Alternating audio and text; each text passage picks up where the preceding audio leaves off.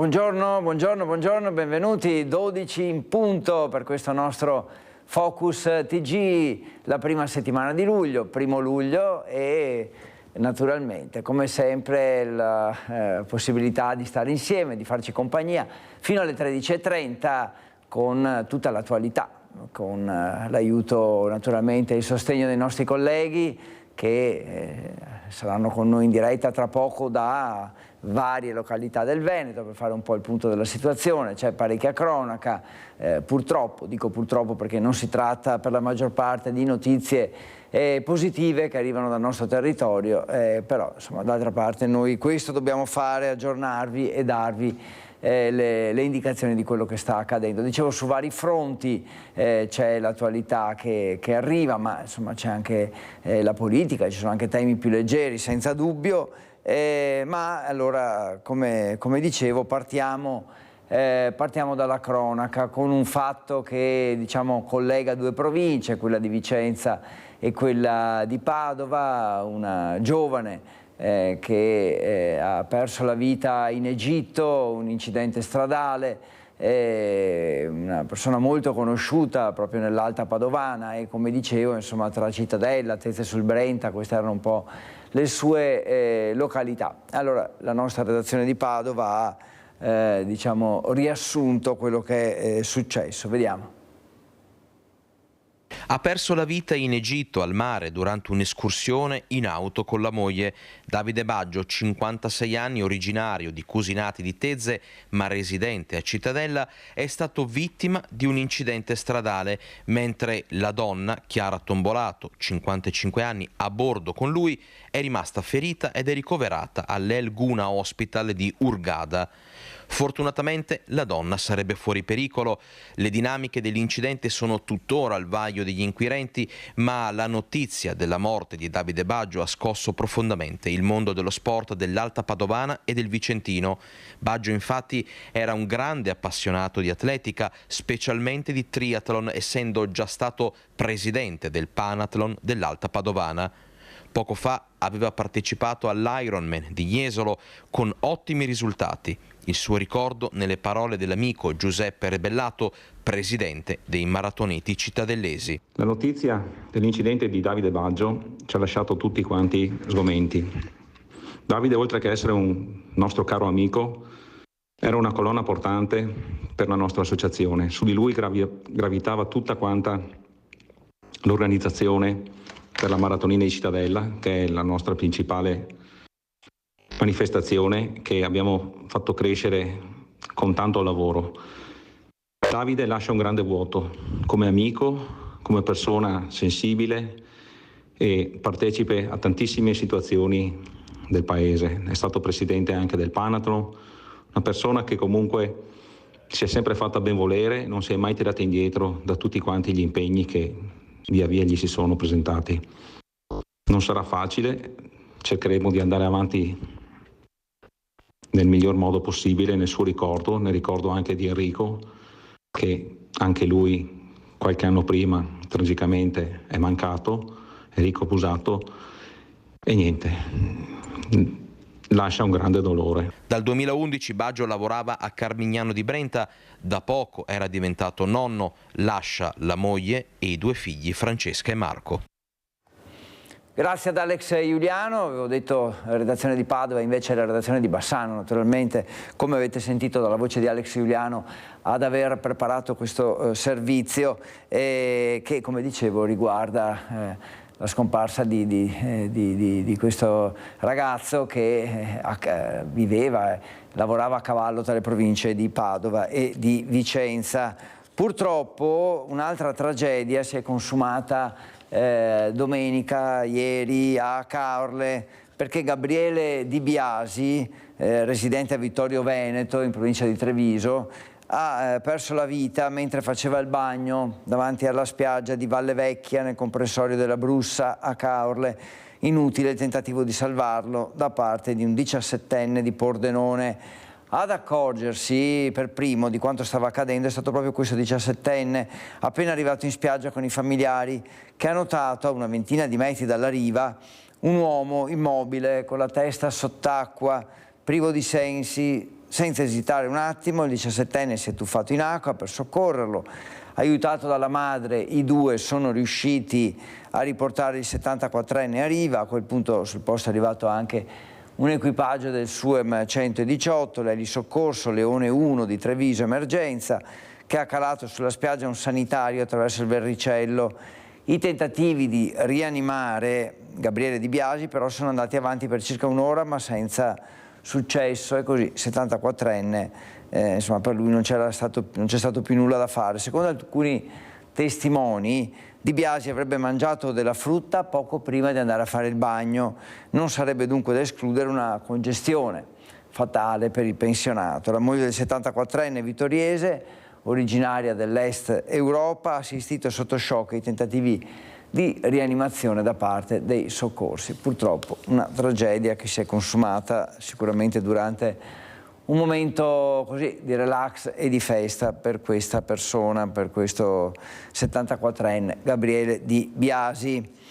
Ancora cronaca, ancora incidenti, dico ancora perché insomma ormai gli ultimi fine settimana sono stati caratterizzati da tanti, troppi incidenti stradali. Adesso l'ultimo a Codevigo, strada Romea, e cronaca in primo piano proprio con questo incidente mortale. Qui la redazione che si è occupata di questa tragedia è quella di Padova.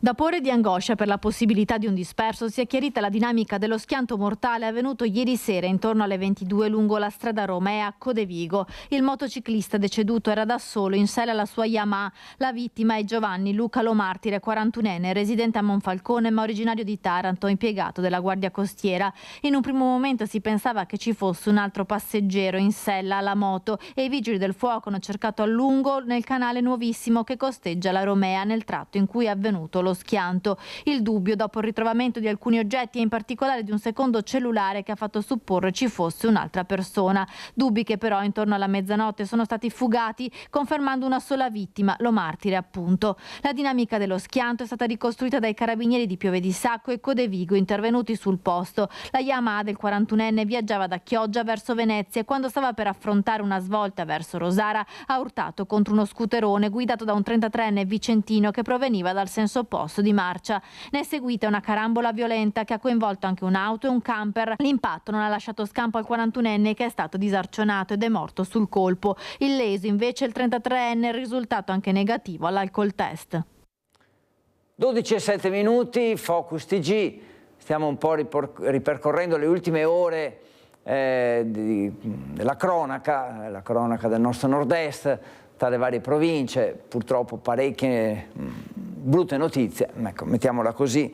Fino alle 13:30 staremo insieme, ve lo ricordo, con il nostro Focus TG e adesso altre tragedie che purtroppo si stanno verificando, anche queste un po' ciclicamente nei fine settimana. Parliamo però di tragedie in montagna e si allunga la lista delle vittime. Altre due sono le vittime registrate nelle ultime ore tra il Veneto e il Trentino. Sentiamo Mirko Cavallin. Sono passate appena un paio di settimane dalla morte di Roberto Dissegna, l'alpinista di Romano Dezzelino precipitato dal Gran Paradiso, e il territorio vicentino piange altre due vittime in montagna. Il 32enne Manuel Roberto, originario di Ramon di Loria nel Trevigiano, residente a Cassola, ha perso la vita sabato mattina dopo una caduta di oltre 50 metri sul massiccio di Cima d'Asta nella catena del Lago Rai in provincia di Trento. Il giovane, padre di un bimbo di 3 anni, era partito per un'escursione solitaria lungo una via alternativa che porta alla vetta tra Valsugana e Tesino. Il suo corpo è stato notato da un gruppo di escursionisti che ha dato l'allarme.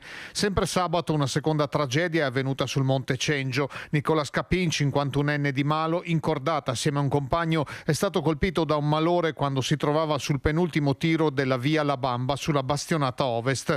Il soccorso alpino ha avuto difficoltà nell'intervento a causa della foschia presente in zona. Inutili le manovre di rianimazione effettuate appena i soccorritori sono riusciti a raggiungerlo. L'allarme è partito dal compagno di cordata fermo in sosta mentre Scapin stava risalendo. Non sentendolo parlare è sceso, trovandolo già privo di sensi. Solo una frattura al braccio invece per una 53enne di Rossano Veneto caduta in vetta a Cima 11 a Enego. L'intervento è stato effettuato da una squadra del soccorso alpino che stava prestando assistenza ai campionati italiani ANA. La donna, assistita dal compagno di gita, è stata portata in ospedale ad Asiago. È servito il pronto soccorso anche per un'altra signora che si era procurata un trauma alla caviglia mentre camminava nel bosco col marito in località Tresca e Conca di Roana.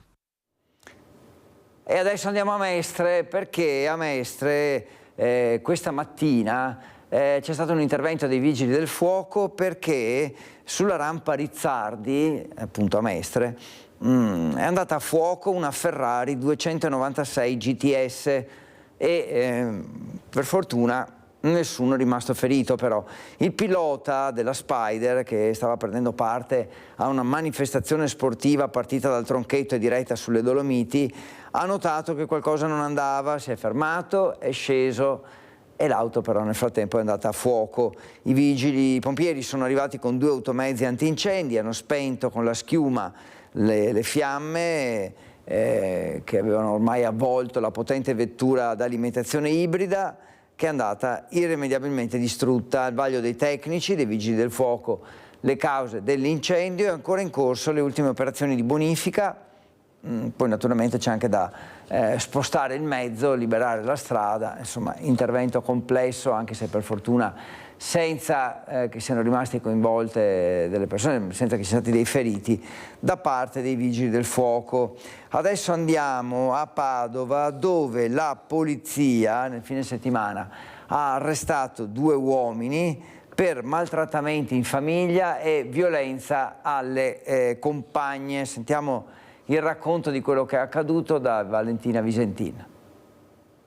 Nonostante un mese fa fosse stato ammonito dal questore di Padova per i continui maltrattamenti alla moglie, un uomo di 74 anni ha continuato con le minacce alla donna di 25 anni più giovane di lui. Voleva costringerla a ritirare la denuncia. Un mese fa aveva impedito alla compagna di utilizzare il telefono per chiedere aiuto, l'aveva minacciata con un coltello da cucina, terrorizzandola e costringendola a fuggire in strada.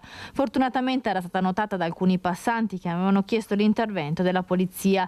Le minacce però non si sono fermate in questo periodo e la 49enne 2 giorni fa ha nuovamente contattato i poliziotti della squadra mobile che per primi avevano raccolto la sua denuncia. La donna in lacrime ha detto di voler ritirare le accuse nei confronti del compagno, ma gli agenti hanno capito il suo grido d'allarme. Dopo averla nuovamente chiamata è emersa la verità. Il compagno l'aveva aggredita e minacciata, aveva una frattura alla costola e lividi. Il 74enne davanti agli agenti ha ammesso di averla strattonata e colpita alla spalla, farneticando e dicendo che era stato a scopo educativo. È stato così portato in questura e sottoposto alla misura precautelare della custodia in carcere. L'arresto è stato poi convalidato. Nel fine settimana anche un 44enne dello Sri Lanka con precedenti è stato arrestato dalla polizia. Doveva scontare una condanna a 2 anni e 6 mesi di reclusione per maltrattamenti in famiglia commessi dal 2019 al 2023.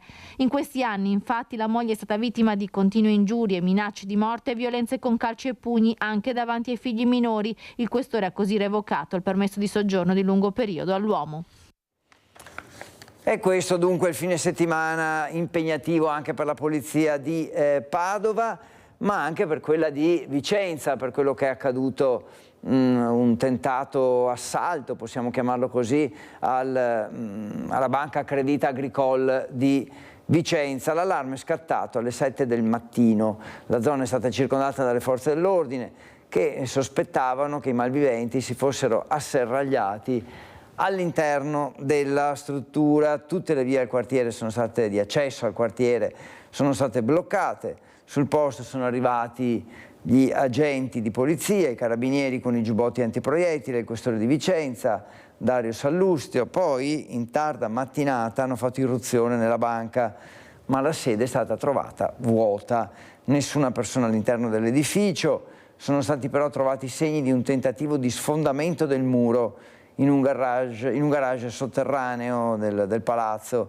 I banditi hanno anche provato a forzare uno sportello bancomat, ma non sono riusciti nemmeno a fare questo. Sono comunque riusciti a dileguarsi prima dell'arrivo di polizia e carabinieri, poi con il cessato allarme le strade e la zona sono state riaperte alla circolazione intorno alle ore 11, quindi insomma un intervento sicuramente spettacolare, per fortuna senza nulla di grave. Non sono riusciti nel furto i ladri e naturalmente di conseguenza fortunatamente nessun ferito. Adesso parliamo di ospedali, di pronto soccorso e di allarme, ecco forse una parola eccessiva, però è sempre più alto il numero di codici bianchi di accesso al pronto soccorso negli ospedali, specialmente quelli dell'ULSS 2 di Treviso, della Marca, e quindi ospedali presi d'assalto nel fine settimana, tanti accessi al pronto soccorso, dicevo la maggior parte dei quali però bianchi, quindi non così gravi. Daniela Sizia ci fa il punto della situazione. Pronto soccorso presi d'assalto dai cittadini soprattutto durante i fine settimana. I codici bianchi che sono attribuiti alle prestazioni sanitarie che non sono riconosciute come urgenti sono quelli più numerosi e provocano lunghe attese. In una giornata questi codici sono quasi 60%. Solo a Treviso, per dirle, dal 2022 avevamo circa 105.000 accessi, nel 2023 siamo passati a 120.000 e solo a Treviso e oggi, almeno i primi 5 mesi, siamo già a 50.000 accessi, quindi con la prospettiva di arrivare a 140.000 accessi a Treviso.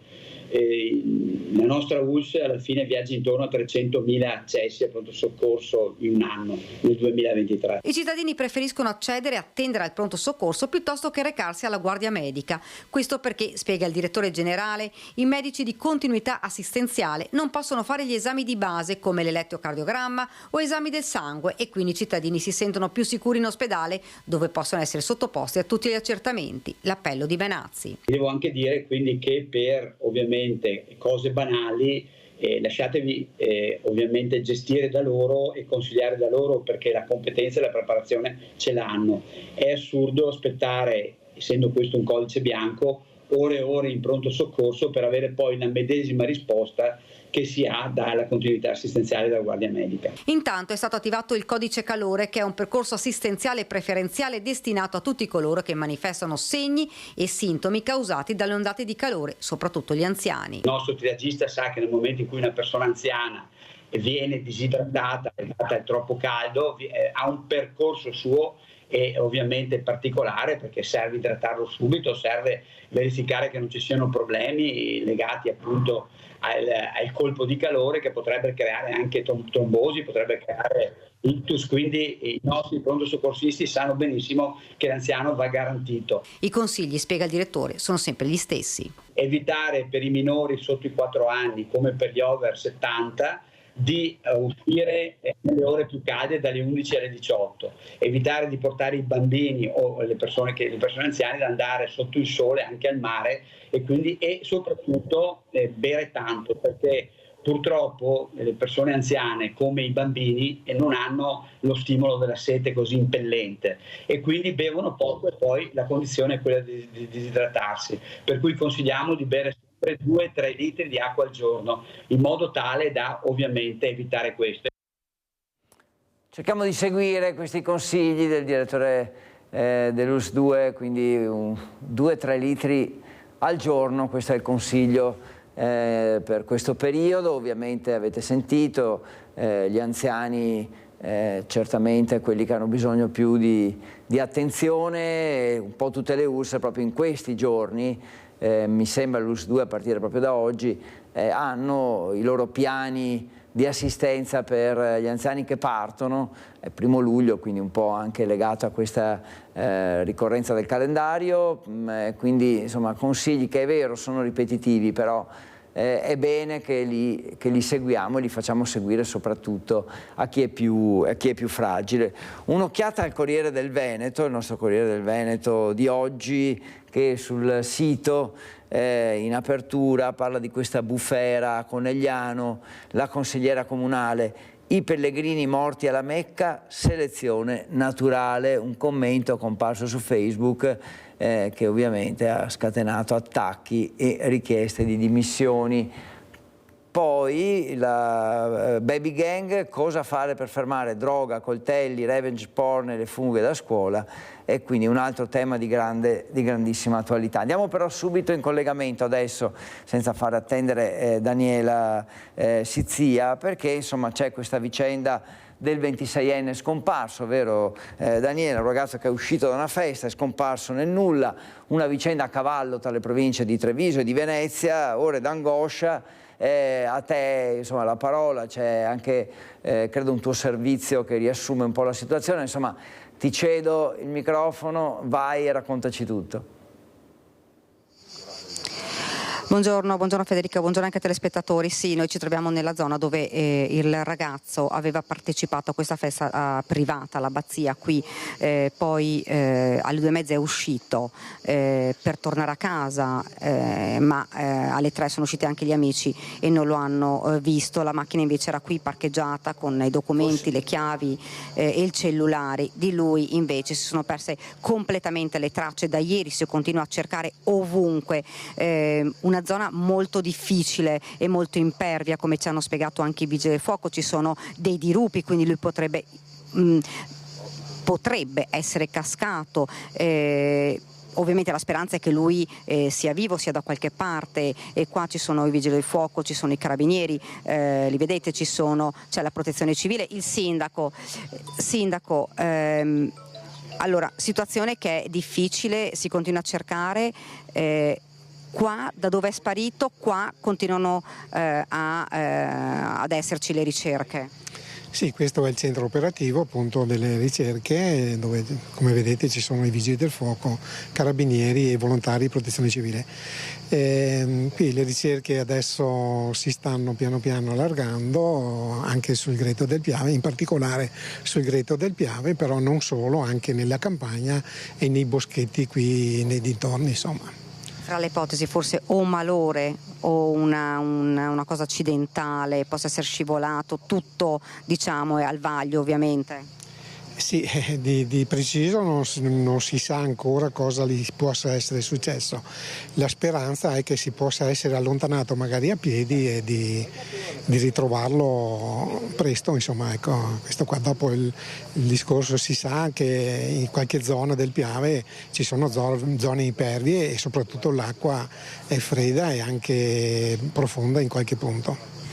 Sindaco, qua ieri sono venuti i genitori, qua questa mattina c'era la mamma, insomma ovviamente ore di angoscia, insomma si cerca davvero di trovare Alex Marangon, 26 anni. Che cosa le hanno detto i genitori?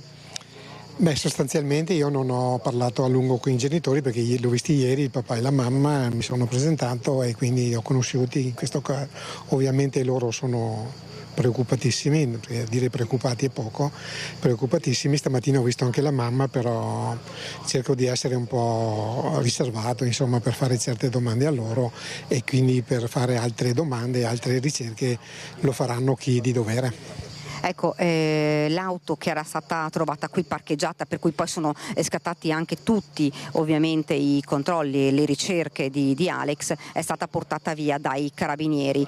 Io sono in compagnia, eccomi, con una delle persone che stanno cercando Alex. Lei è appena tornato, dove vi siete concentrati? Allora, noi questa mattina abbiamo battuto fortissimo il Greto del Piave, abbiamo fatto la bellezza di 8 km a piedi, ero io e il mio operatore, e abbiamo battuto prima lato acqua e poi lato boschivo, quindi l'abbiamo rastrellato tutta quella zona che ci hanno dato questo incarico questa mattina. Però con un esito purtroppo al momento negativo, che non c'è nessuno. L'acqua lì è fonda in questa zona?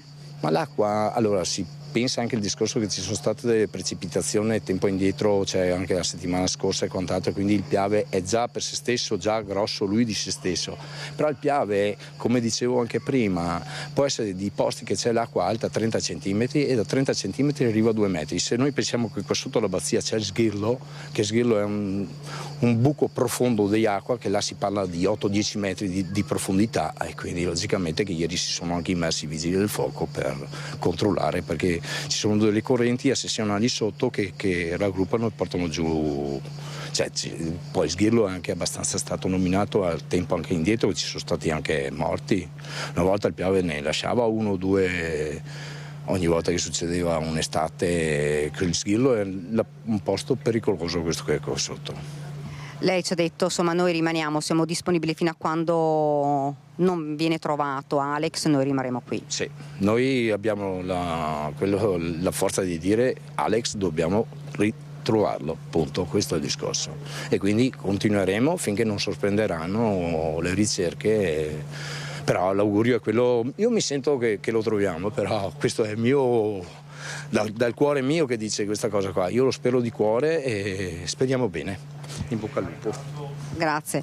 Dunque, hai sentito Federico, lo stanno cercando, non si fermeranno fino a quando non verrà ritrovato questo ragazzo. Tutte le ipotesi sono aperte, non si sa se si è allontanato lui, non si capisce se invece ha avuto un malore, magari spostandosi in zona della campagna, se ha avuto un malore ed è finito in un dirupo. Tutto è davvero aperto. Qui c'è ancora la mamma che attende di avere delle notizie, come puoi pensare, davvero sotto shock, sono momenti e ore di angoscia.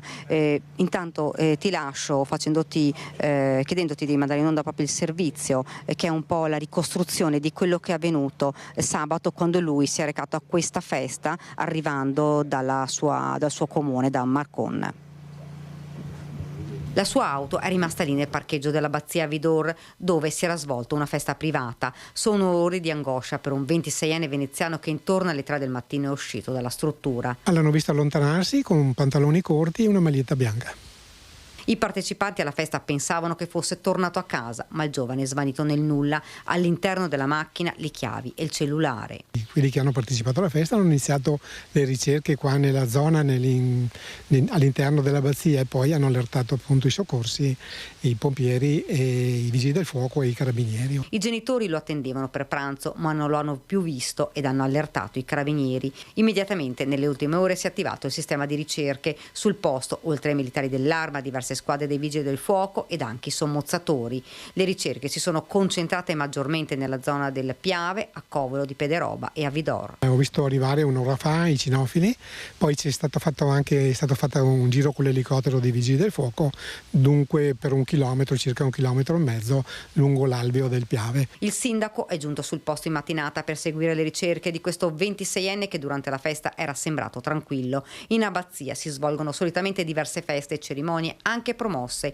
ed organizzate dal comune. Questa era una festa privata alla quale hanno partecipato numerose persone, come il 26enne arrivato da Marcon. I carabinieri stanno ascoltando le persone che erano presenti, accertamenti anche su questo ritrovo, una scomparsa che sembra sempre più avvolgersi in un mistero.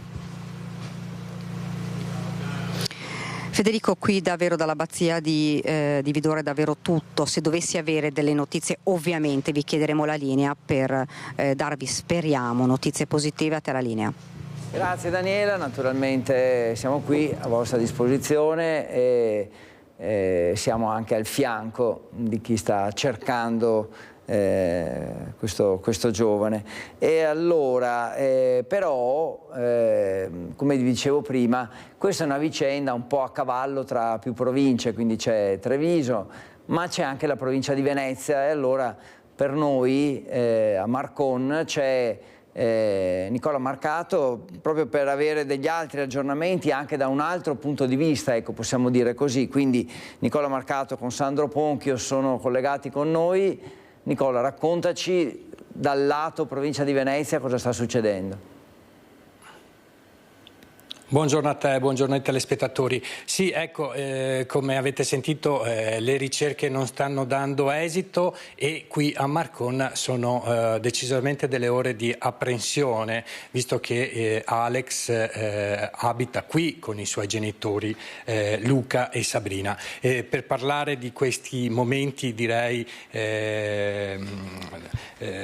momenti difficili, ecco, c'è Carolina Misserotto, Rigotti, il vice sindaco. Sì, buongiorno. Sì, da ieri mattina siamo tutti allertati, ovviamente ore di apprensione e angoscia. Stamattina ci siamo sentiti anche con i genitori, la mamma in particolare, che stavano ritornando su, e dunque anche Marcon ovviamente si stringe alla famiglia sperando ovviamente in una buona notizia.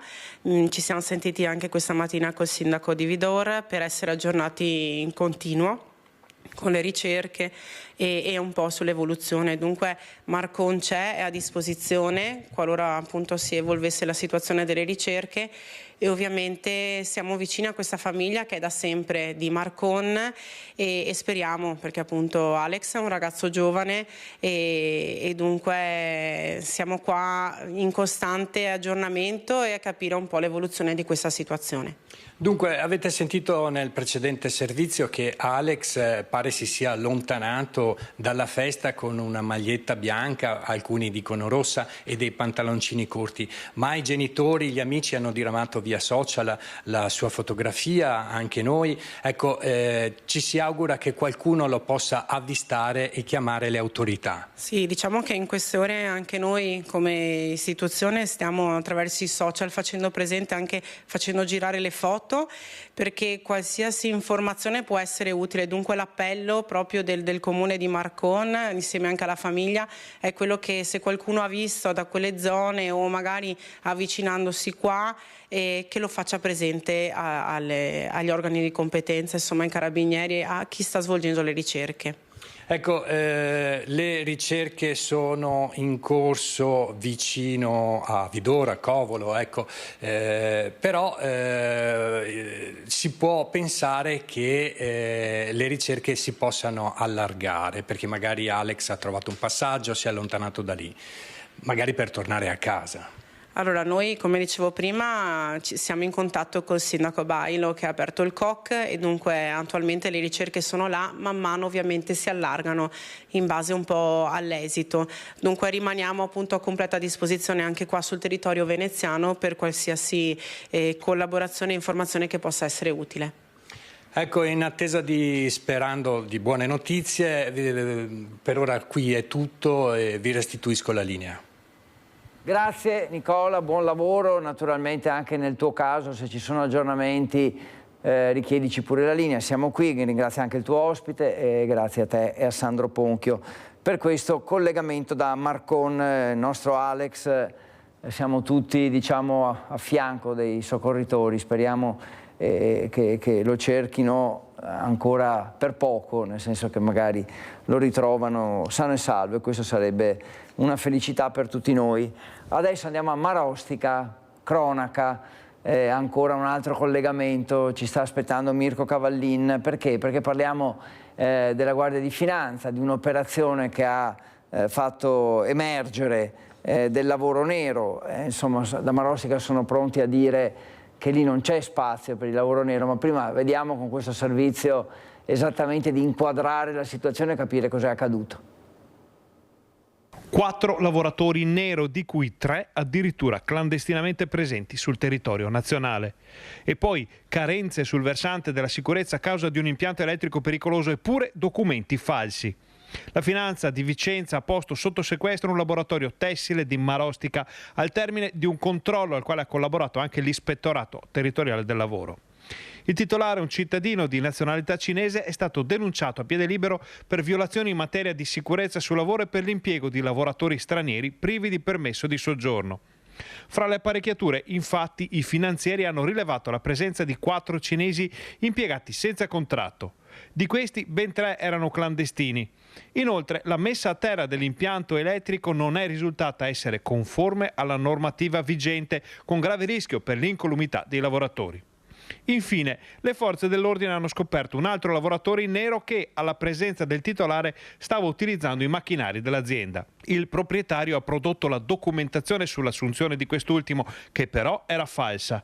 Alla luce di tutto ciò, il laboratorio è stato immediatamente chiuso e posto sotto sequestro e il professionista che ha redatto i documenti falsi dovrà rispondere pure di falsità ideologica in atto pubblico.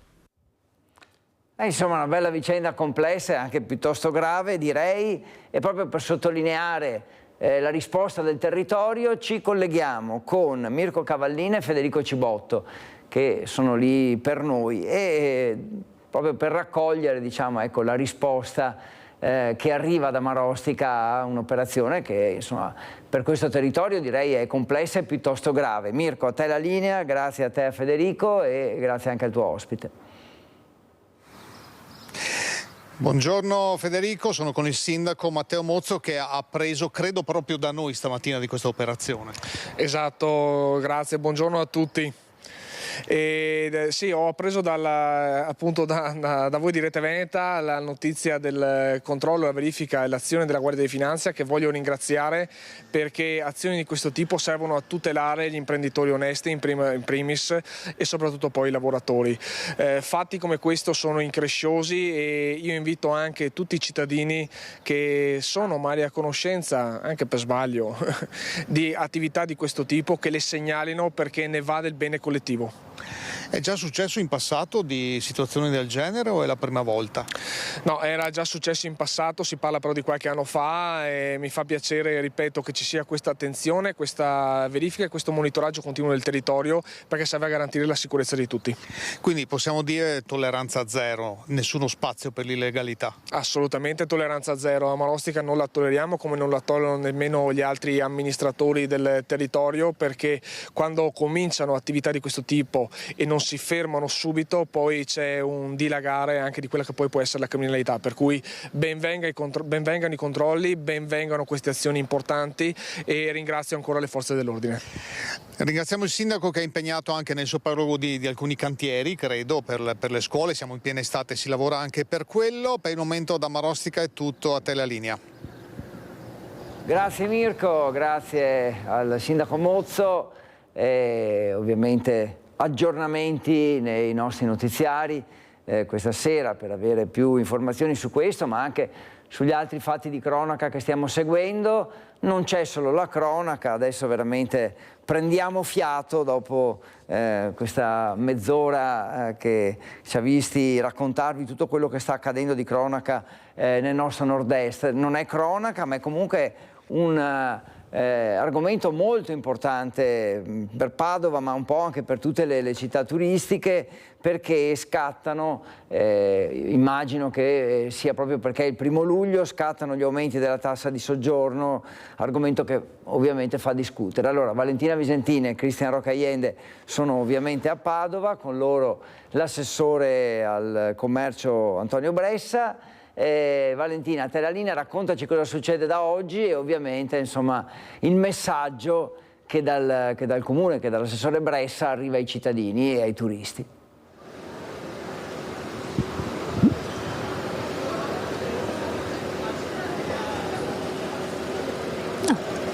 No, non sta parlando? Ma con chi sei tu? Gli auricolari di Valentina che non funzionano, era in onda, adesso vediamo se è tutto a posto oppure se nel frattempo parliamo di un altro argomento, oppure ecco, guardate, intanto vi mostro ancora il sito del Corriere e poi Renato dalla regia mi dice appena Valentina ha ripristinato la linea, appena ci sente, con Corriere del Veneto che parla di una pescatrice del Garda. Gli uomini mi rompevano i remi, paura mai avuta, quindi la storia, insomma, di questo personaggio ovviamente che è un argomento lavorativo molto maschile, ecco, quello della pesca, ma c'è anche questa bella storia. E ecco, possiamo tornare a Padova allora con Valentina che ora immagino ci senta e quindi, come dicevo prima, raccontaci tutto, che messaggio dà l'assessorato, il comune ai turisti e ai cittadini su questo aumento delle tasse di soggiorno.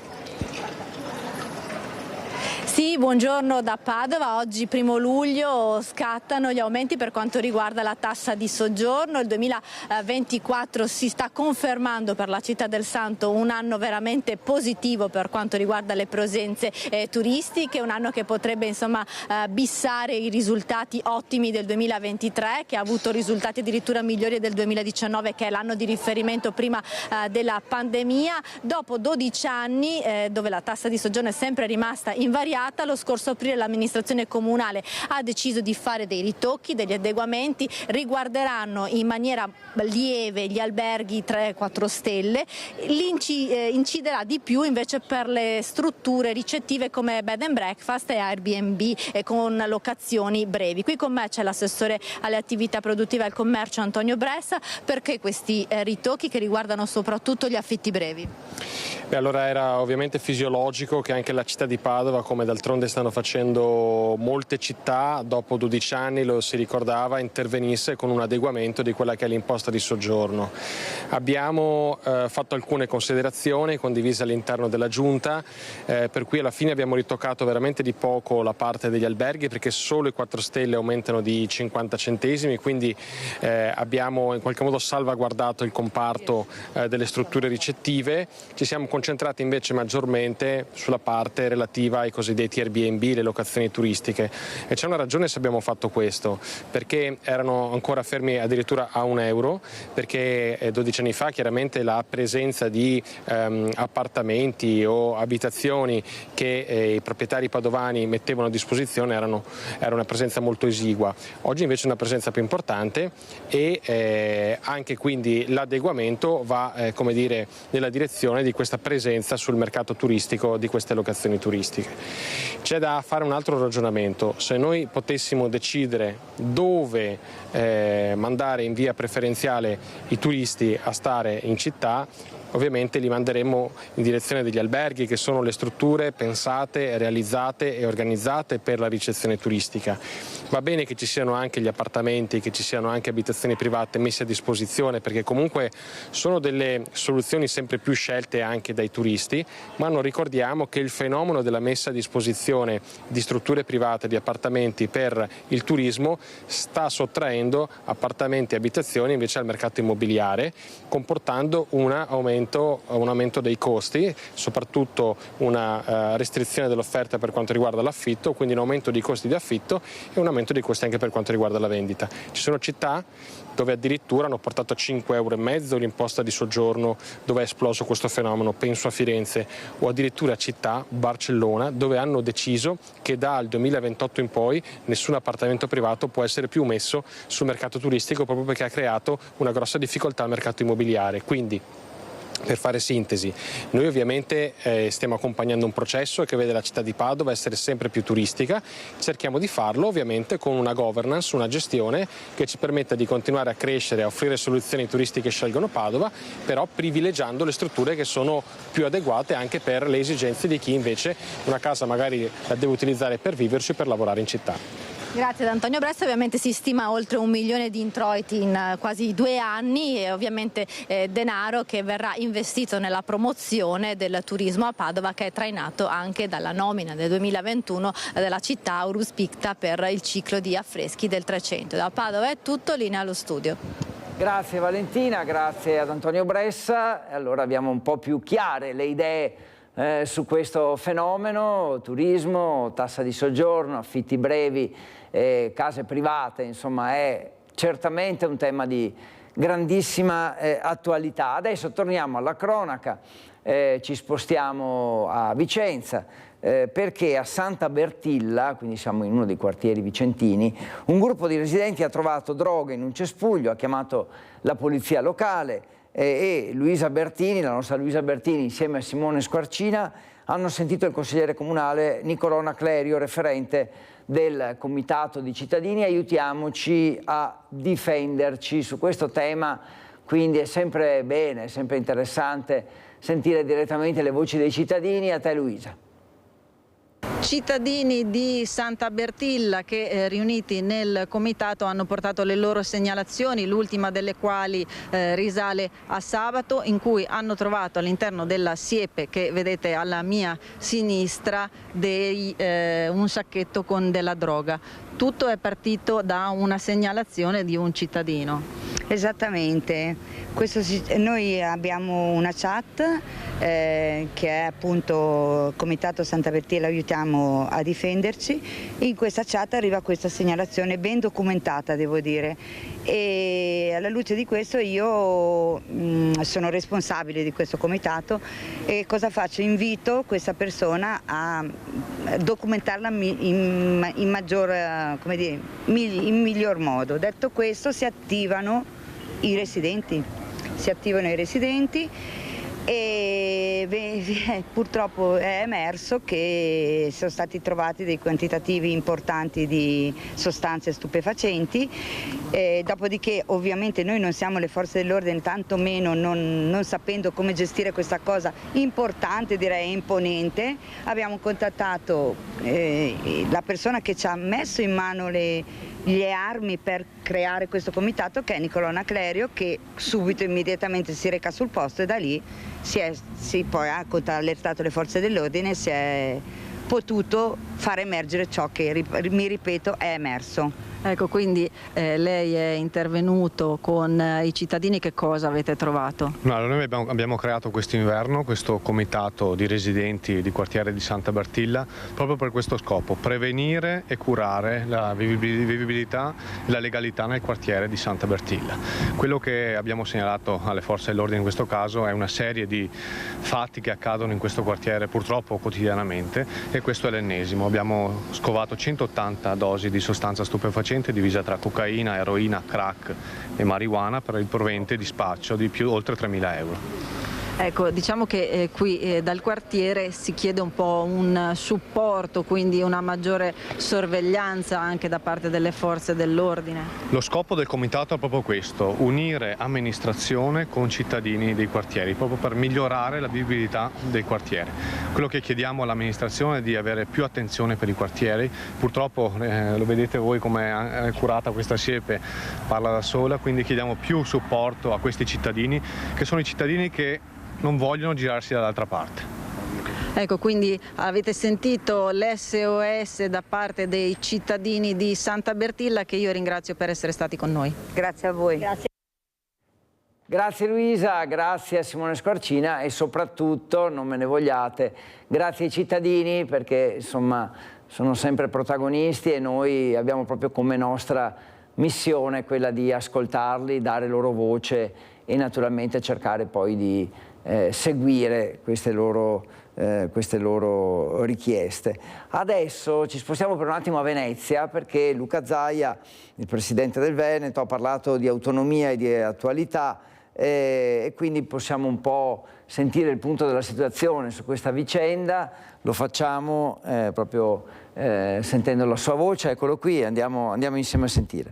Sì, si riapre in virtù di una legge che è stata approvata e pubblicata nella Gazzetta Ufficiale, e questo ci permetterà di ripartire con le trattative e di pensare quantomeno di cominciare a trattare sulle prime 9 materie, che sono quelle non soggette all'EPO.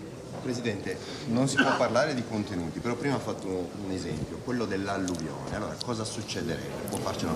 Guardi, ci sono le materie, che sono 23, e poi le funzioni per ogni materia. Se pensiamo alla protezione civile, ad esempio, una delle funzioni, fra l'altro è una delle 9 materie che si possono trattare subito, una delle funzioni potrebbe essere quella di dare la possibilità al Presidente di Regione di essere ovviamente autorità di protezione civile, che lo è già, ma di poter fare anche le ordinanze in deroga e fare, diciamo, provvedimenti che oggi dobbiamo chiedere a livello nazionale. Questa è efficienza vera per dare risposte ai cittadini.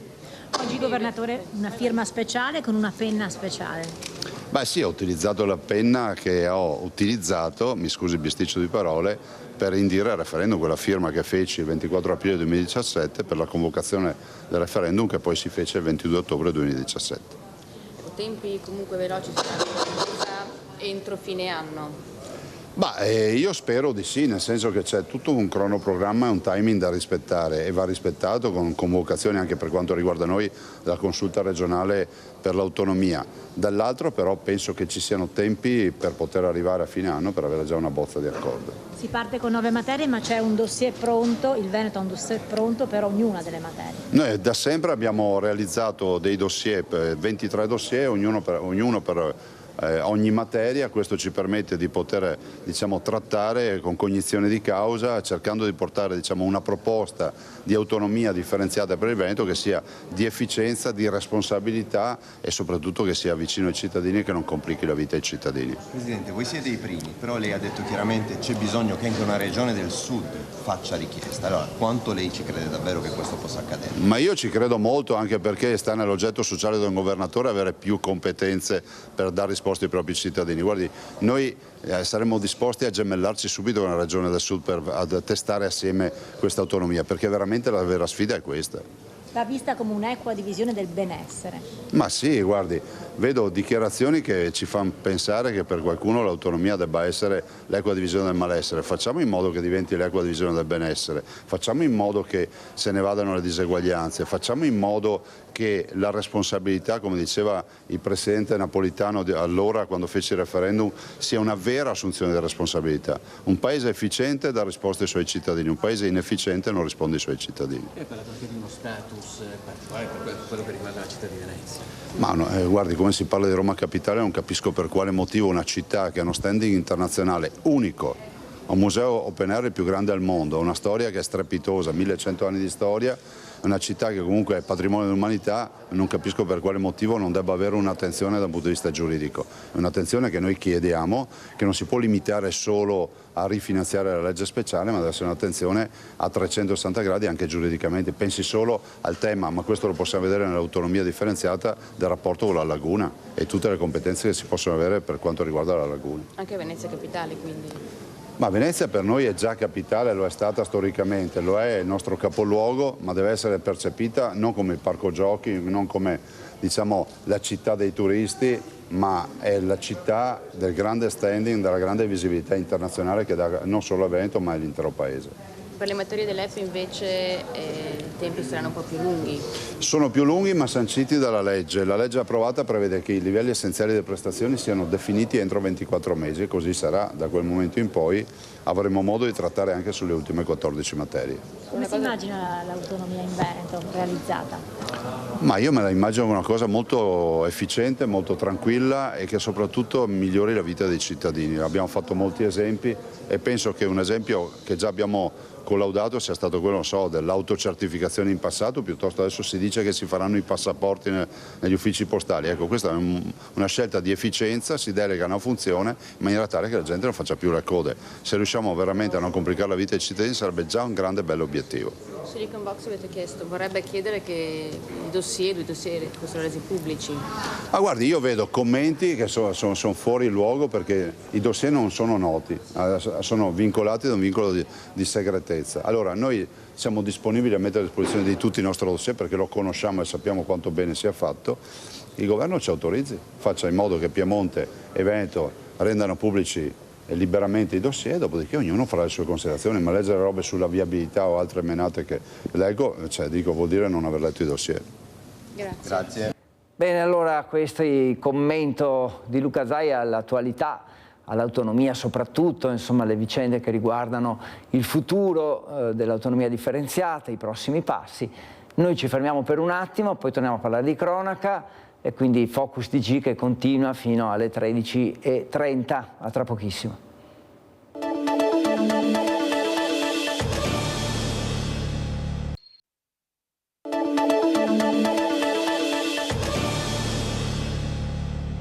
(12:54), ben ritornati e ben ritrovati Focus TG. Abbiamo corso in lungo e in largo per il nostro nord-est vedendo quali erano le notizie più importanti, tanti collegamenti, anche le ricerche di Alex, soprattutto in primo piano, ragazzo scomparso a Vidorre che stanno cercando tra le province di Treviso e di Venezia, momenti ovviamente drammatici perché tutti speriamo che l'esito di queste ricerche sia positivo. Intanto esponenti politici del mondo dell'agricoltura si sono confrontati all'Arsenale di Venezia sul futuro di un settore in piena salute che però avrà tra poco delle sfide molto difficili. Parliamo dell'agricoltura, insomma, soprattutto. Sentiamo. Siamo riusciti a vincere molte battaglie, tra le quali quella di avere il sostegno della grandissima parte delle nazioni europee sul principio dei rischi connessi alle produzioni di carne sintetica, di carne coltivata e anche altre scelte. All'Arsenale di Venezia, nei giorni in cui in Riva degli Schiavoni è allestito il villaggio degli agricoltori, ci si confronta a livello nazionale e locale sulle prospettive di un settore in piena salute che deve però affrontare più di un problema. Il Made in Italy è sotto attacco ormai da qualche anno rispetto a una volontà delle grandi multinazionali di avere delle diete indistinte, del fare prodotti ultraprocessati che nulla hanno a che fare con la nostra storia. I pericoli dell'agricoltura sono legati soprattutto al tema del cambiamento climatico. Ecco, questo ci porta a dover investire molto in termini di ricerca e di innovazione. La vera sfida da qua in avanti sarà anche affrontare quello che purtroppo è una demografia che anche nella nostra regione sarà impietosa e sulla quale l'agricoltura è chiamata anche a svolgere non solo un ruolo di presenza sul territorio ma anche di custodia dello stesso. Se non risolti, i problemi del settore rischiano di diventare quelli del paese, perché in ballo c'è un comparto di importanza vitale per l'economia nazionale e del Veneto. Il nostro comparto conta 64 miliardi di euro di esportazione dell'agroalimentare e tra le altre cose è un comparto che rispetto al 2019 è cresciuto sul 2023 del 40% e oggi 2024 rispetto al 2023 sta crescendo ancora di 7 punti percentuali. C'è poi un altro tema politico che inevitabilmente arriva per il ministro Lollobrigida, esponente di punta di Fratelli d'Italia, e sono i rigurgiti fascisti se non nazisti e antisemiti affiorati in alcuni esponenti del movimento giovanile del partito. Non è questione della singola polemica, è tutta una polemica. Noi pensiamo che una democrazia compiuta metta a confronto idee, programmi, soluzioni. Altri invece preferiscono magari trovare il modo di tornare, come hanno fatto spesso al governo, senza il consenso degli italiani. Questo è già successo e non si ripeterà. E allora questo riguarda l'agricoltura, l'incontro che c'è stato a Venezia. Torniamo alla cronaca, perché armeggiava vicino alle cassette delle offerte e così un 42enne veneziano è stato fermato dai carabinieri. Non è la prima volta che vengono prese di mira le cassette delle offerte che si trovano all'interno delle chiese. Negli ultimi mesi si sono registrati diversi episodi. Le tecniche utilizzate dai ladri sono le più disparate, dall'adesivo a chi le danneggia per prelevare le monetine, a chi invece si porta via direttamente le cassette. Questa volta un cittadino ha notato un individuo mentre ieri sera stava armeggiando in una cassetta delle offerte nella chiesa di San Francesco di Via Lione a Vittorio Veneto. Immediata la chiamata al 112. Sul posto è intervenuta subito una pattuglia dei carabinieri. L'uomo è stato identificato. Si tratta di un veneziano di 42 anni trovato in possesso di alcuni cacciaviti che gli sono stati sequestrati. Probabilmente sulla scorta delle prime risultanze acquisite il 42enne potrebbe essere denunciato per tentato furto. Grazie all'intervento del cittadino e dei militari dell'Arma il colpo non è riuscito e nulla risultò asportato né danneggiato. Restiamo nel Trevigiano perché a Nervesa c'è stata l'inaugurazione senza polemiche del monumento al milite ignoto, presente anche il principe Filiberto di Savoia, che ha replicato a chi criticava la sua presenza alla manifestazione, invitando ad un confronto diretto alla prossima occasione. Io non la vedo la contestazione, anzi io sono sempre felice perché voglio trovare il momento di poter parlare con queste persone e capire perché devono discriminare una persona che è nata nel 72, che ha un cognome sì importante, ma che viene qua per rendere omaggio. E il principe Filiberto di Savoia ha reso omaggio agli oltre 3.000 caduti che riposano nel sacrario di Nervesa della Battaglia e poi ha presenziato all'inaugurazione del monumento dedicato al milite ignoto che richiama all'altare della patria a Roma. Ed è proprio questo legame che ha reso ancora più importante la presenza di uno degli eredi di Casa Savoia a Nervesa. C'è sempre stato un grandissimo legame tra Casa Savoia, i militari e il milite ignoto. È Vittorio Emanuele III che ha voluto che quello che oggi chiamiamo l'altare della patria, ma che era il monumento nazionale a Vittorio Emanuele II, fosse lì il luogo dove fosse sepolto il milite ignoto. E non dimentichiamo anche che durante la prima guerra mondiale il re Vittorio Emanuele III, sui 3 anni e mezzo di guerra, 3 ne ha fatti in trincea con i militari ed è per questo che lo chiamavamo il Re Soldato. Una cerimonia che ha visto la presenza di oltre un centinaio di persone e la rappresentanza con sindaci ed assessori di diversi comuni del Montello del Piave. Presenti anche le associazioni d'Arma, oltre alla Guardia Reale del Pantheon che ha organizzato l'evento, all'interno di una serie di incontri che Filiberto di Savoia ha avuto nei giorni scorsi. Non a caso il principe ha rilanciato la polemica sulla sua presenza, invitando i critici ad un confronto. Dunque io li ringrazio, ecco, e li saluto e spero vederli la prossima volta quando verrò a dare i defibrillatori che grazie agli ordini dinastici abbiamo potuto comprare ieri e che metteremo nelle piazze qua. Infine ha risposto così alla domanda sull'autonomia del Veneto vista dalla dinastia che ha unito l'Italia. Non voglio pronunciarmi su queste cose. Per me l'Italia è una, è indivisibile e questo è e rimarrà. E torniamo alla cronaca dopo questa pagina che è un po' un tuffo nel passato. Invece oggi, quindi l'attualità ci porta a Padova perché nel fine settimana ci sono stati controlli intensi, controlli antidroga della polizia. Sabato pomeriggio gli agenti hanno arrestato un 23enne tunisino scoperto in un boschetto di via Venezuela mentre stava vendendo a un 38enne 3 dosi di eroina. In tasca aveva altri 15 involucri di droga e più di 4.000 euro. Lo straniero era stato più volte rimpatriato ma era poi rientrato clandestinamente in Italia. È accusato di aver tentato anche di violentare una ragazza canadese che aveva avvicinato lungo il Piovego. La giovane però si era messa in salvo e alla fine non aveva sporto denuncia. Lo scorso febbraio aveva aggredito i poliziotti che l'avevano scoperto con droga in un immobile del comune di Padova e nel fine settimana sono stati arrestati altri 2 tunisini, un 24enne trovato a Pernumia con 6 dosi di cocaina e un 21enne trovato con hashish. Questi i controlli della polizia nel fine settimana. Ci spostiamo sia di argomento che di località. Andiamo ad Asolo, quindi nel Trevigiano, per il cambio al vertice del comune tra sindaco e vice. Mauro Migliorini cede la carica di sindaco al suo vice Franco Dalla Rosa e contemporaneamente diventa vice sindaco della città della Rocca.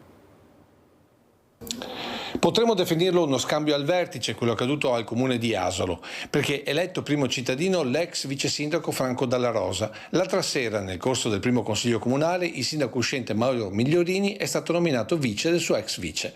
Dalla Rosa ha assunto le deleghe per urbanistica, edilizia privata, ambiente, agricoltura, patrimonio, affari generali e legali, personale e attività produttive. Al vice sindaco Migliorini le deleghe per sanità, protezione civile, lavori pubblici, bilancio, tributi e polizia locale. Tra gli assessori Andrea Canini si occuperà di politiche sociali, politiche giovanili, politiche per la famiglia, politiche di comunità, associazionismo e trasporti. Beatrice Bonsembiante avrà le deleghe per la cultura, turismo ed eventi, mentre Laura Basso gestirà istruzione pubblica e biblioteca.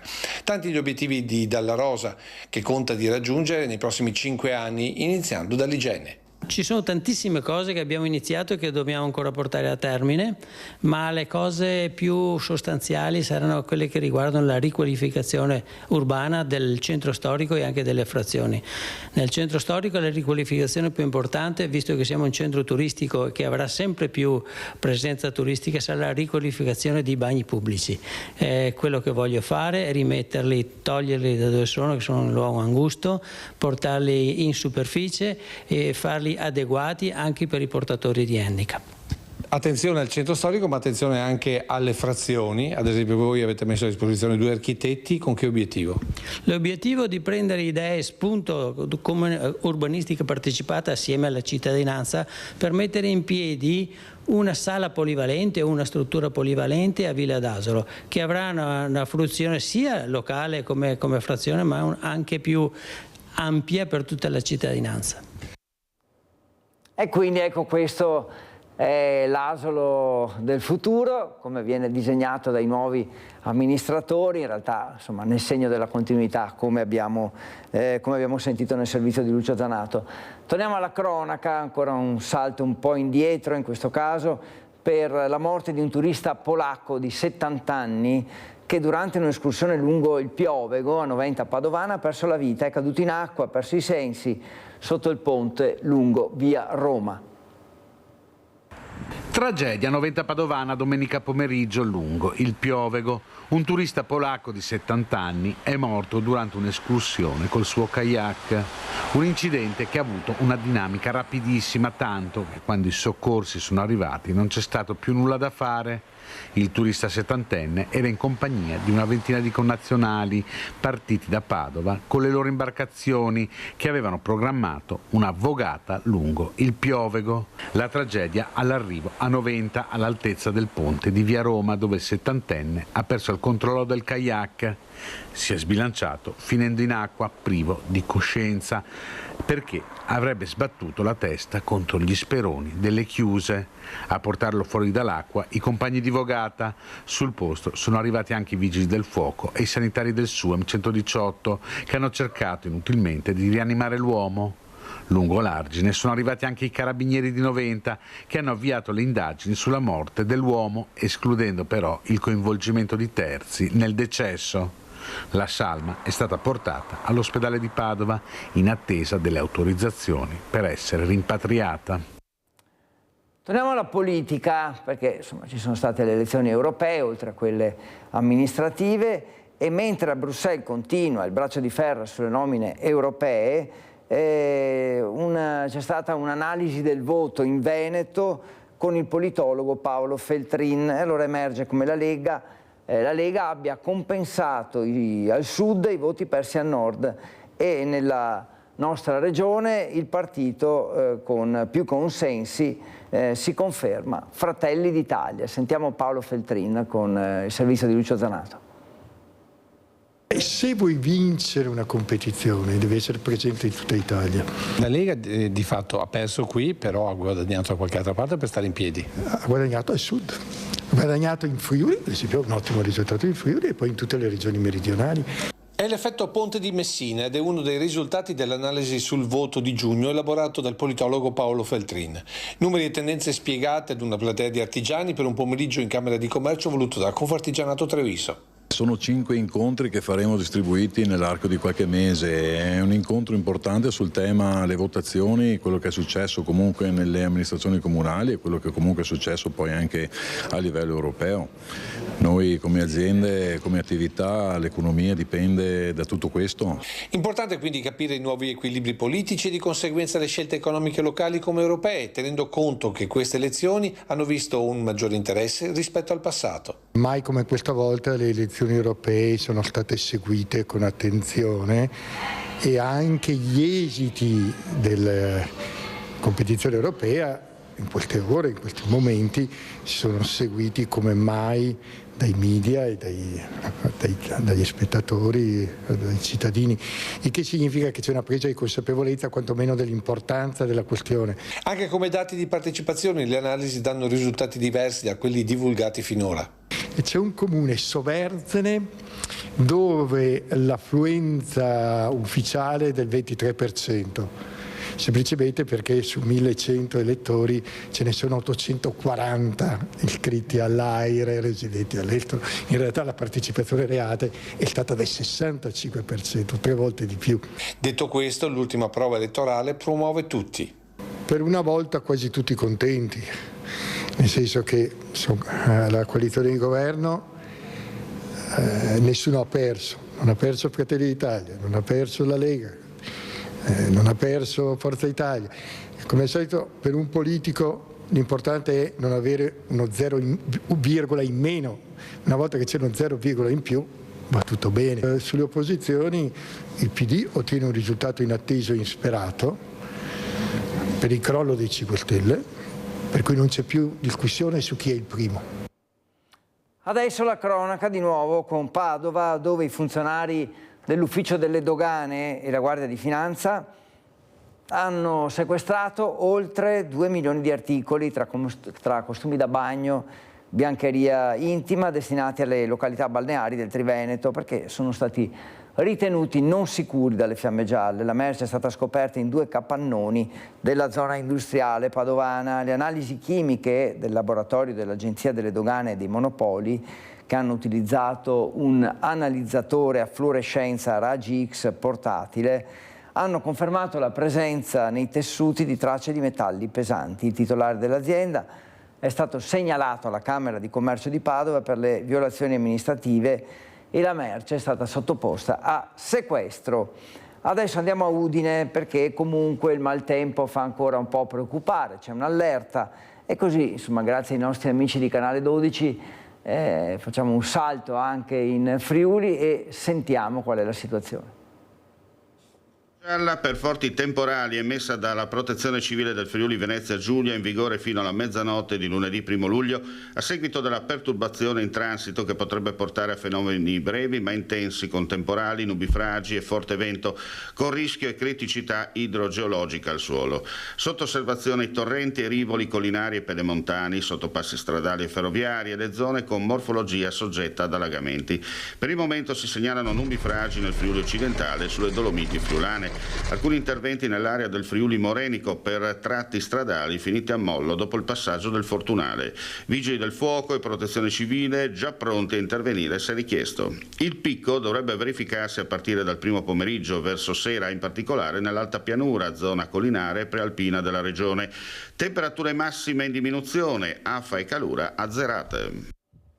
Ecco, arriva anche una notizia di politica con il generale Vannacci, Roberto Vannacci, che ha optato per essere eletto nel nord-ovest, dove con 186.966 preferenze ha ottenuto il suo miglior risultato tra tutte le circoscrizioni elettorali. Quindi c'è stata questa decisione presa e quindi ha scelto Vannacci di essere eletto nella circoscrizione nord-ovest, come avete sentito. Ora parliamo di vino, perché nella nostra provincia, nella nostra regione, in Veneto, è il settore che sta trainando l'economia dei territori, e arrivano dalla regione i primi dati sull'annata, sulla nuova annata, e da un esperto internazionale la conferma che il prosecco crescerà, mentre i rossi sono destinati all'estirpazione. Sentiamo.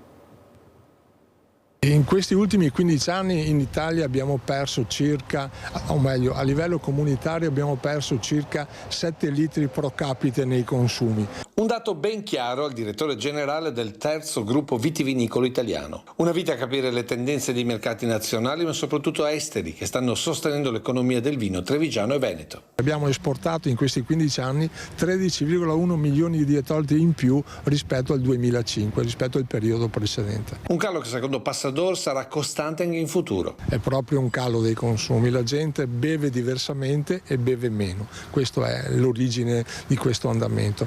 Ripeto, noi siamo in un'area fortunata, il nostro areale è fortunato perché ha 2 vitigni che stanno andando discretamente bene, sono, come sapete, il Prosecco e il Pinot Grigio. Vitigni che segnano un aumento di produzione in controtendenza rispetto al resto del comparto.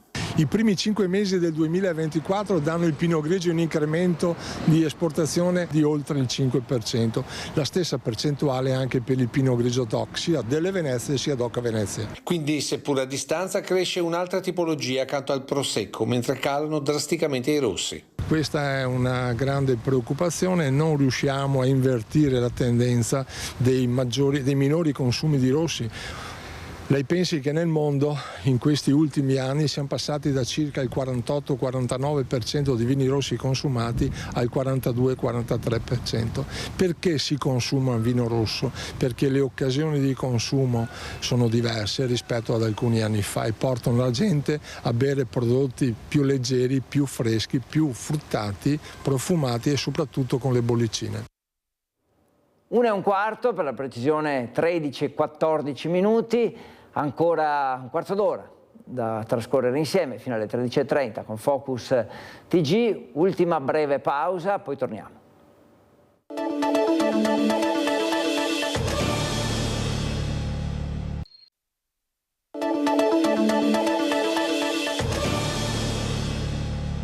Eccoci tornati, ancora Focus TG con voi questo lunedì 1 luglio 2024 e la cronaca che ci porta in Portogallo per una tragedia nell'isola di Madeira, un'onda anomala che ha travolto e ucciso una psichiatra di 28 anni che viveva a Padova. Amava viaggiare e conoscere posti nuovi ed è morta durante una vacanza insieme alla sua famiglia. Margherita Salvucci, 28 anni, psichiatra originaria delle Marche ma padovana d'adozione, è morta giovedì 27 giugno in Portogallo travolta da un'onda anomala mentre era con i genitori e la sorella sull'isola di Madeira. La giovane stava facendo il bagno in una delle piscine naturali caratteristiche della costa, circondata da rocce, quando all'improvviso si sono formate delle onde anomale. Mentre la sorella è riuscita a mettersi in salvo, Margherita è stata trascinata e risucchiata dalla forza del mare. I soccorsi hanno raggiunto la ragazza e hanno tentato di praticarle un massaggio cardiaco, ma è morta in ospedale. La tragedia è avvenuta sotto gli occhi della madre che stava scattando delle foto alle sue figlie. Margherita Salvucci era nata a Iesi nelle Marche ma si era trasferita a Padova per studiare. Nel 2021 aveva conseguito la laurea in medicina, poi la specialistica in psichiatria e la decisione di rimanere nella città del Santo per il suo percorso di dottorato nel reparto dell'azienda ospedaliera di Padova. E dopo il Portogallo ancora uno spostamento, andiamo in Friuli Venezia Giulia perché la comunità di Trieste si prepara ad accogliere Papa Francesco nella sua prima visita in città al termine della settimana sociale della Chiesa che sarà inaugurata dal Presidente della Repubblica Mattarella. Andiamo a Trieste allora.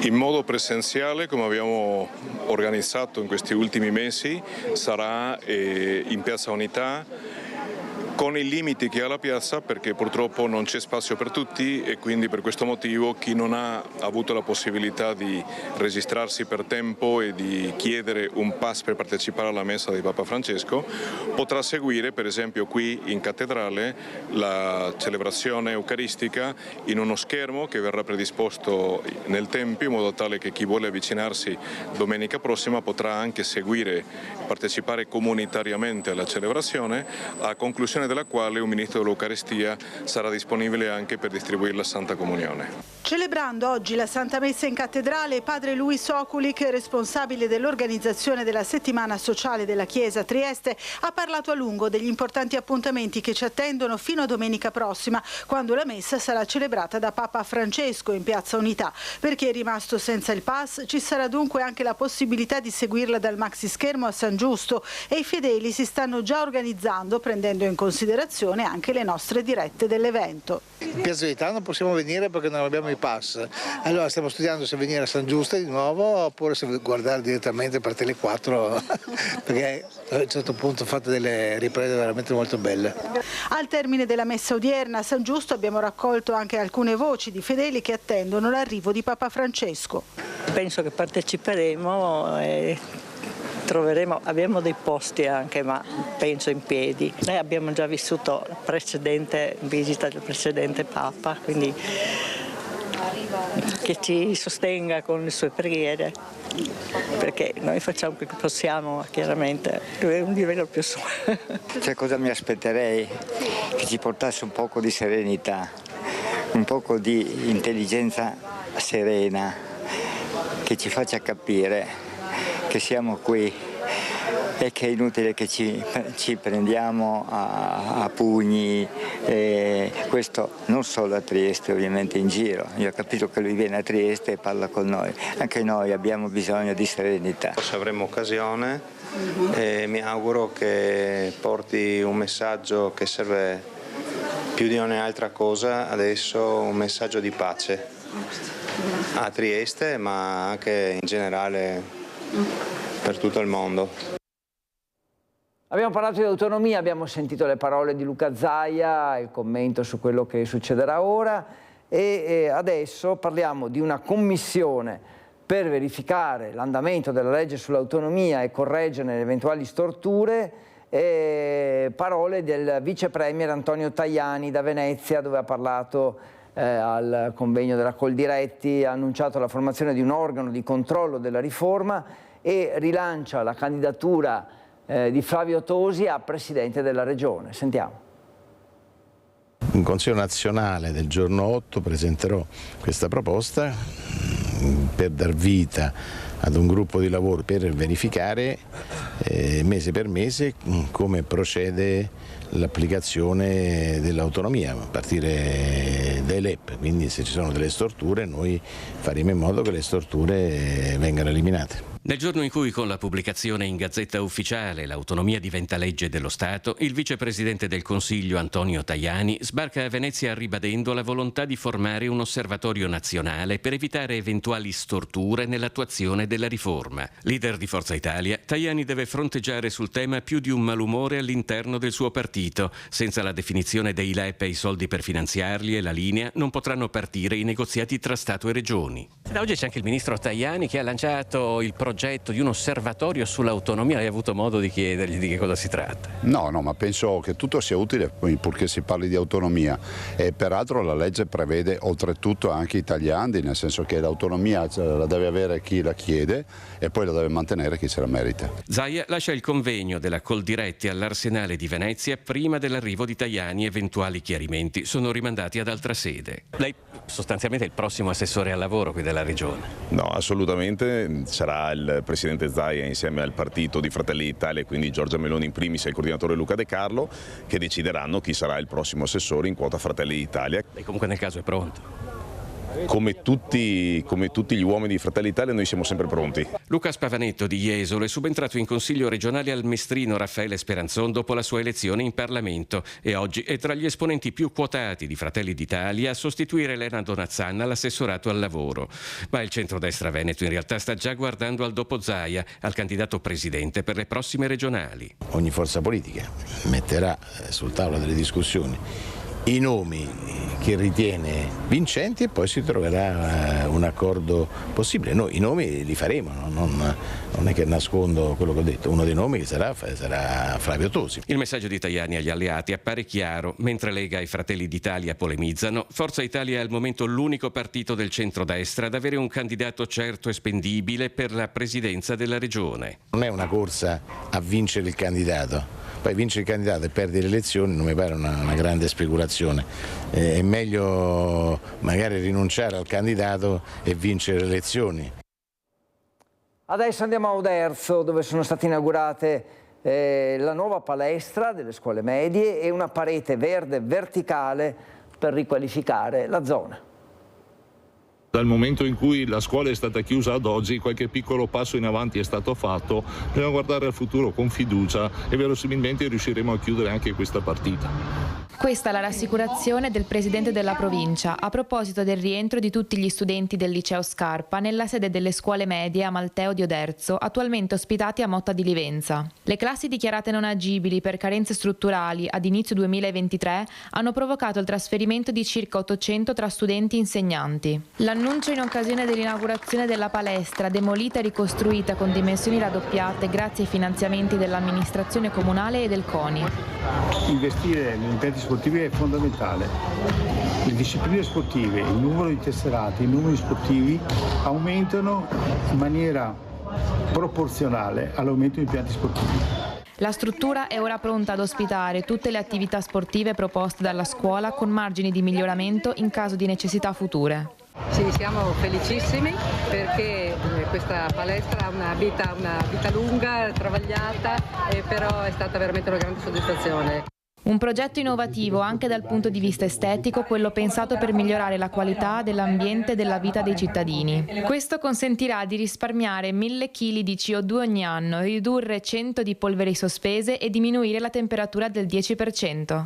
Un motivo di soddisfazione, un'ennesima riprova di collaborazione tra provincia e comuni che produce dei risultati positivi per l'ambiente e per le comunità. Andiamo a Padova perché il meeting di atletica Città di Padova, che ormai è una tradizione consolidata a livello nazionale, insomma, nel panorama di questi eventi sportivi di atletica, salta un anno a causa dei lavori in corso in Piazzale Azzurri d'Italia. La 37esima edizione del meeting di atletica Città di Padova, in programma tra fine agosto e i primi di settembre, potrebbe slittare di un anno. I lavori in Piazza Azzurri d'Italia, dove si trova lo stadio Colbacchini, rendono difficilmente accessibile la struttura per la grande quantità di atleti e pubblico che l'evento richiama. L'ufficialità della decisione dovrebbe arrivare in settimana dal Comune di Padova, che si sta interfacciando con Assindustria Sport, che organizza da sempre il meeting di atletica. Peccato, ma insomma lavori che evidentemente sono necessari e che rimandano questo appuntamento. Torniamo in Friuli Venezia Giulia, dall'addestramento al vero e proprio soccorso di un uomo in mare accaduto ieri nello specchio acqueo davanti a Piazza Unità. Protagonisti Vigili del Fuoco. L'uomo recuperato è un 40enne indiano caduto in mare perché probabilmente in stato di alterazione alcolica. Una semplice esercitazione di routine si è trasformata in un soccorso in mare vero e proprio per i Vigili del Fuoco di Trieste, che ieri sera hanno salvato un uomo caduto in mare al largo di Piazza Unità. Si trovavano in mare per addestramento notturno con la motobarca VFS 002 nei pressi del molo Pescheria, quando gli specialisti nautici del Comando Vigili del Fuoco Giuliano sono stati chiamati dall'equipaggio di uno yacht che indicava la presenza di un uomo che annaspava in acqua tra il molo e la stessa imbarcazione. I Vigili del Fuoco hanno rapidamente avvicinato l'uomo e l'hanno issato a bordo della motobarca, dove hanno anche tentato di tranquillizzarlo. Una volta arrivata sul posto un'ambulanza immediatamente chiamata, i sanitari hanno preso in carico l'uomo in evidente stato confusionale e lo hanno trasportato all'ospedale di Cattinara per gli accertamenti e le cure del caso. Sul posto sono successivamente giunti anche il personale della Capitaneria di Porto e i carabinieri. Adesso andiamo a Vicenza perché parliamo di Viale Roma, progetto da rivisitare in vista dell'arrivo dei cantieri della TAV. Sentiamo meglio di cosa si tratta. Progetto su Viale Roma in fase di revisione, a dirlo è l'assessore alla mobilità e lavori pubblici Cristiano Spiller, il tutto con la volontà di concatenare i vari cantieri che si affacceranno sulla zona, in primis quelli relativi alla TAV di fronte alla stazione. L'idea relativa all'interramento della strada di fronte alla stazione comporterebbe per gli anni di cantiere un passaggio più a nord, una strada provvisoria che andrebbe a tagliare Viale Roma, rovinando di conseguenza il lavoro concluso del progetto PNRR. E poi la riflessione sugli spazi che il cantiere della TAV andrebbe a mangiare, riducendo l'uso della stazione SVT. Questi i motivi per cui si ragiona sul futuro di Viale Roma e sull'opportunità di ridurre l'ampliamento del marciapiede rispetto a come previsto e lasciare uno spazio carrabile maggiore.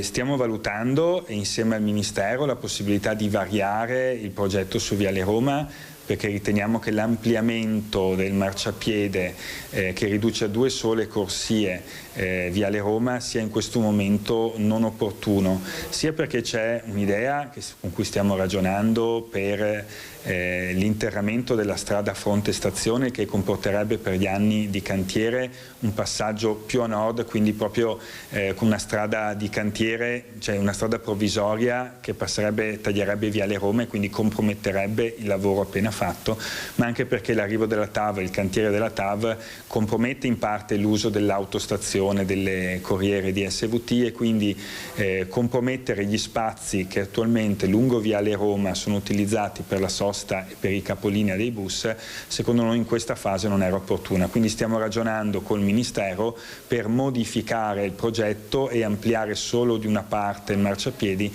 e lasciando uno spazio carrabile al momento maggiore. E siamo arrivati alla fine di questo Focus TG.